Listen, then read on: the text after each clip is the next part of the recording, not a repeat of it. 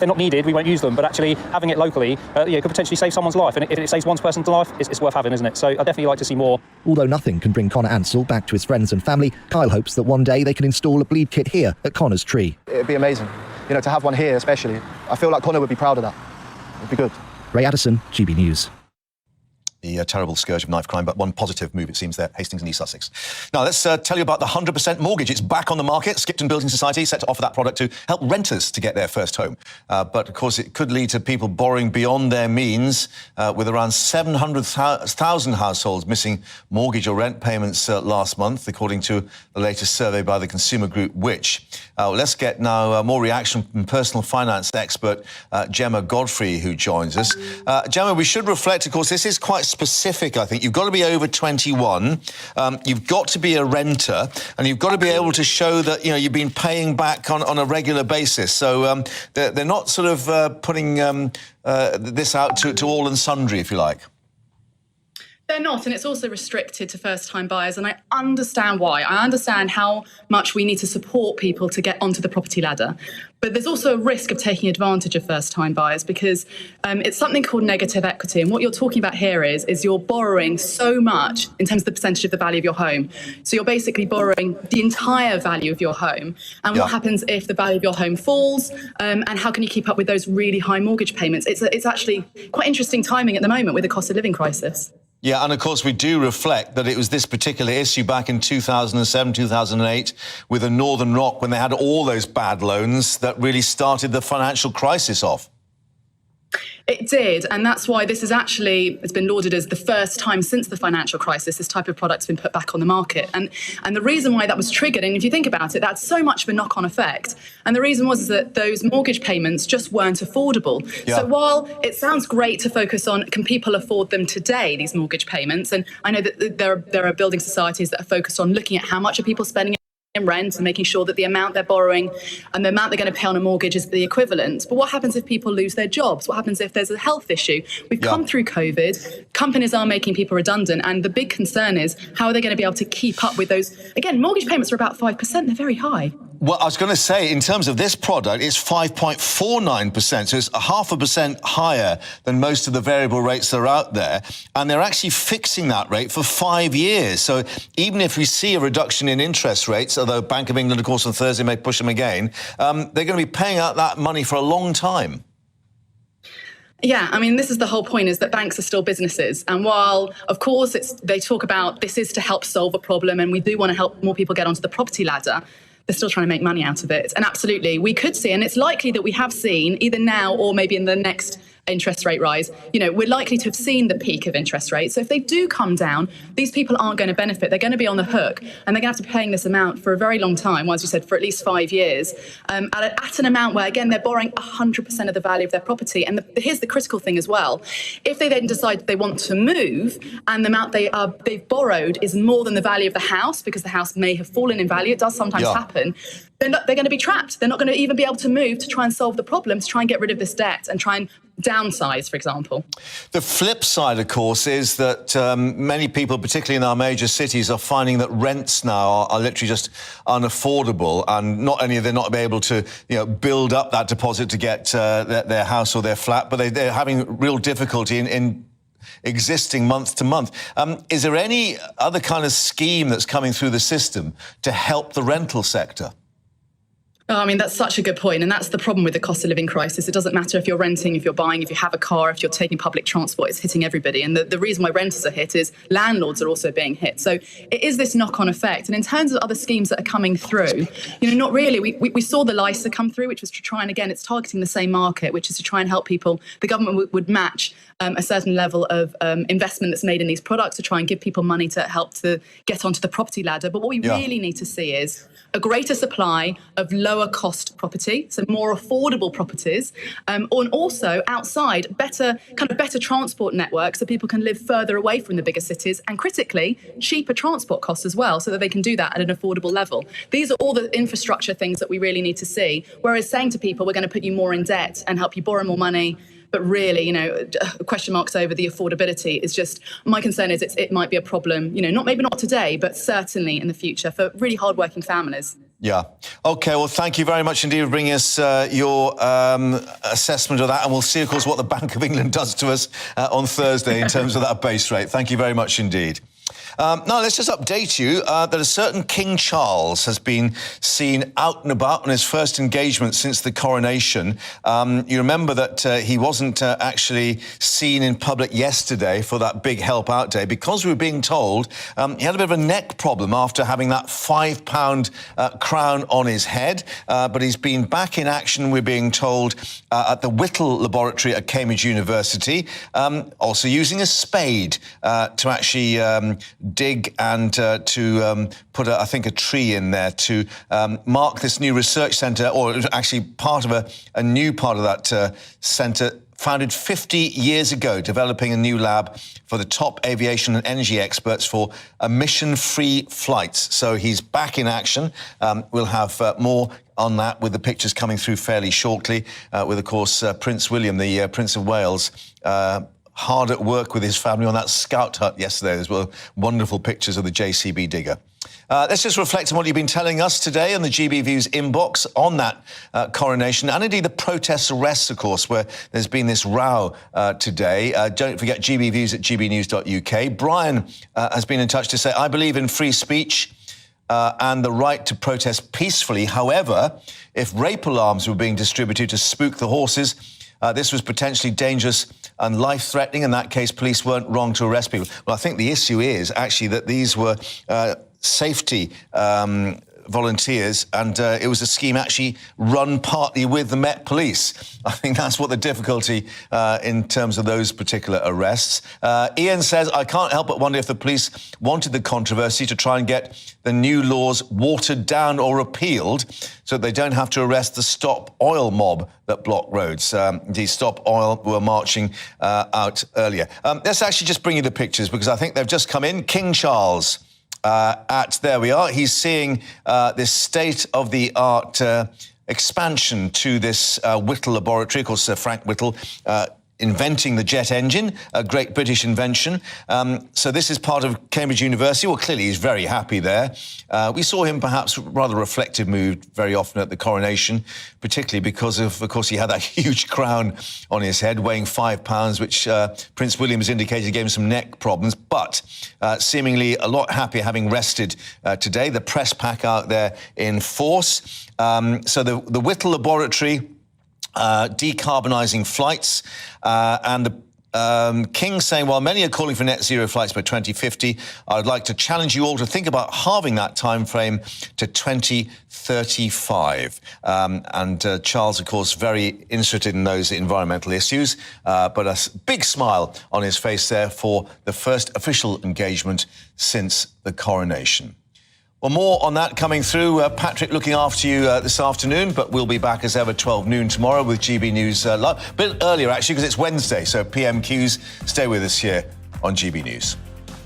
Hello again, it's Aidan McGibbon here with your GB News weather update from the Met Office. Some warm, sunny spells out there for many of us, but also heavy showers and even some thunderstorms to take care to avoid. The thunderstorms most likely towards the southeast.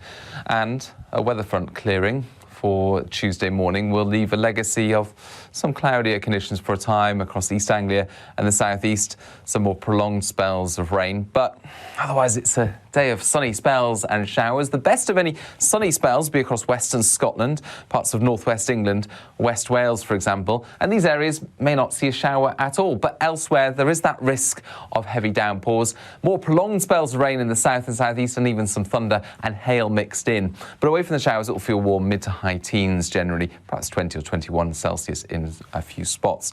The rain or showers slow to clear across the southeast during the evening, but eventually they will before the next system, an area of low pressure approaching the northwest, pushes in some cloud and some showery rain by the end of the night.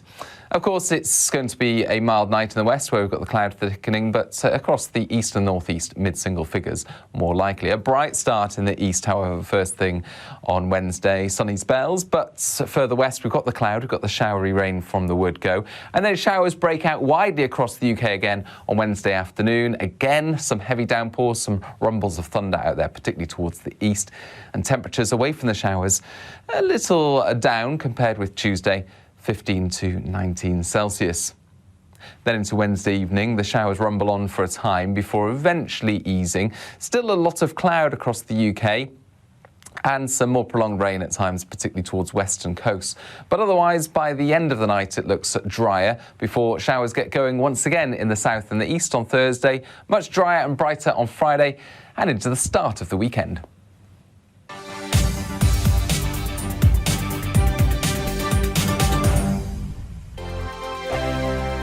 Monday to Thursday nights on GB News. At 6, it's Dubes & Co. 7 o'clock, Farage. At 8, join Jacob Rees-Mogg. And at 9, Dan Wootton Tonight, followed by Headliners. On TV, radio and online. This is GB News. First and foremost, I am a GB News fan, and I was before I was working here. Just love the fact that we're asking the questions that a lot of establishment media won't ask. With a bit of a twist, we not only want to inform you, but we want to keep you entertained. It's worth the drive because you get in and the team's all ready and waiting, they're itching to go, and it's a proper little family. GB News is the People's Channel. It's the audience that makes the programme sing. We're giving our viewers and our listeners a voice. I see the thousands of your letters, tweets, emails, you name it, coming in. Britain is broken. How on earth did we get into this mess? But more importantly, how do we get out of it? The establishment had their chance. Now we're here to represent you. It's time for something different. It's time for GB News. I'm very patriotic. I believe in Britain. Our best days lie ahead. Britain's watching. Britain's watching. Join us here on GB News. The People's Channel. Britain's news channel.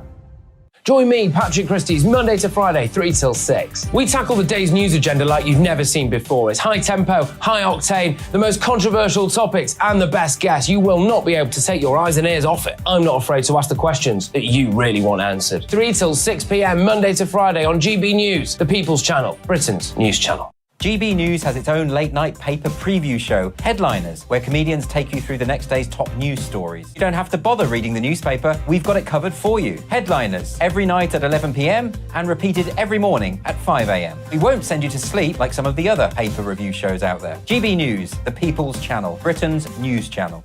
Join me, Camilla Tominey, on Sunday mornings from 9:30, taking the politicians to task and breaking out of SW1 to see how their decisions are affecting you across the UK. Bursting the Westminster bubble every Sunday morning, only on GB News, the People's Channel.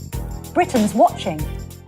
Hello, I'm Calvin Robinson. Do not miss my Common Sense Crusade Saturdays at 7 p.m. Join me for some in-depth discussions on faith. Is that not the start of the slippery slope? It's very much so. And the big moral questions of the day. I'm baffled. You've got some nerve. Only on GB News, the People's Channel, Britain's news channel.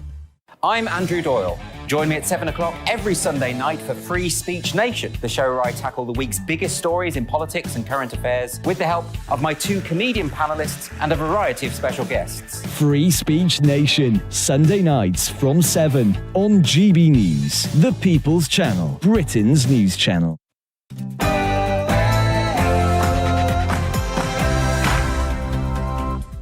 Well, good afternoon, everybody. It's Patrick Christie's here on GB News. It's just gone 3 p.m. I will be with you for the next 3 hours, but here is what I've got coming up in the next 60 minutes. So, Boris versus Charles, apparently, ladies and gentlemen. Yes, a big royal rumble. Supposedly, according to reports, Boris Johnson squared up to the then Prince Charles over his opposition to the Rwanda scheme. I'm asking you Team Boris or your Team Charles? In other news, but related though, that migrant boat has arrived apparently. Yes, the Bibby Stockholm is supposedly pulling up around the Dorset area. We'll have some footage of it. We're also going to be talking about whether or not it's actually a feasible plan. Only going to find around 500 spaces for people. Well, that amount arrives every single day, doesn't it? In other news, though, yes, we're also going to be talking about this. Now, with all the talk about GPs receptionists being asked to do more for the GPs and pharmacists being asked to do more for the GPs, Are GPs lazy? That's what I'm going to be talking about. And just to wrap us off as well, this is going to be fascinating. Don't take your eyes off this, because this is updating every half an hour or an hour. The Met Police originally had expressed some kind of regret over their arrest at the coronation, but now, in the last half an hour or so, we've had the top cop at the Met, Mark Rowley, come out and say that they actually did find people who were in possession of things like rape alarms, paint, and other devices that could be used to disrupt the proceedings. And they say it's disappointing that they can't share all the info that they have got. So this row rumbles on. Patrick Christie's on GB News, Britain's news channel.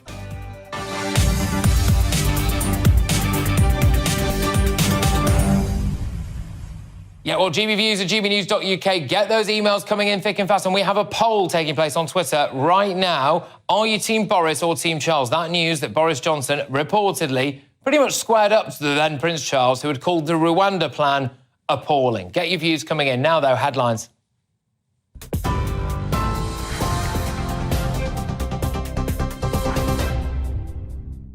Hello, good afternoon from the GB Newsroom. I'm Tamsin Roberts. It's 3:02. The Information Commissioner's Office says it will not be taking any action against Lancashire Police over its disclosure of Nicola Bulley's personal information. The force came under criticism after the 45-year-old's body was discovered in the River Wye in February after a 3-week search.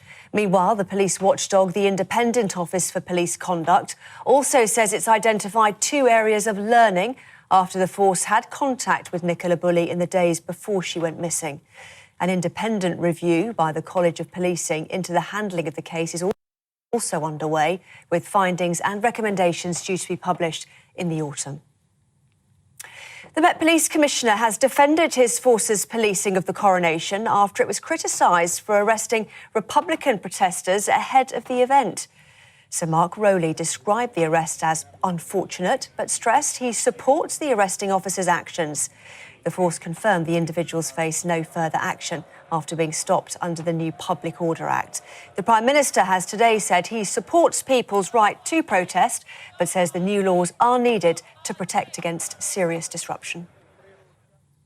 Pharmacists will be able to give prescription medicine without a GP sign-off in the latest government plans to ease the pressure on doctors. Under the measures, patients will be able to get treatments for 7 common conditions, including a sore throat and earache. That's without seeing a doctor. It's hoped the new guidelines, which will come into place this winter, will free up to 15 million slots at surgeries over the next 2 years. Prime Minister Rishi Sunak says the measures will also help cut waiting times for those seeking medical help. 80% of the country lives about 20 minutes walk from a pharmacy, and for many people, they're an easier place to access than their surgery. That's why we're investing more in them and allowing them to do more. And it's not just more medicines that people will be able to get there. They'll be able to get more blood pressure checks or indeed contraception as well. So we're expanding the range of services that people can get from their pharmacies. That's good. It will ease pressure on the system, mean that people can get access to the healthcare they need quicker, and it backs all our fantastic pharmacies as well with extra funding. NHS GP Anita Raja told us she's sceptical of the new plans. You know, and I know that at the moment there are so many, hundreds of pharmacies have already closed down. I mean, you know, by the time this is going to be implemented, we may not have a pharmacy near us. So everybody's under a lot of pressure. So we need to really work towards capacity, retrain, recruit, and, you know, and value your healthcare staff. The former Prime Minister of Pakistan has been arrested in Islamabad as supporters of the politician are being told to shut the country down. Local media say the former cricketer was taken by a paramilitary force from court premises in the capital, where he was taken away under heavy security. It's thought he's been arrested in connection with a corruption case. Imran Khan was ousted from power in a paramilitary vote in April last year. The Prime Minister has rejected claims made by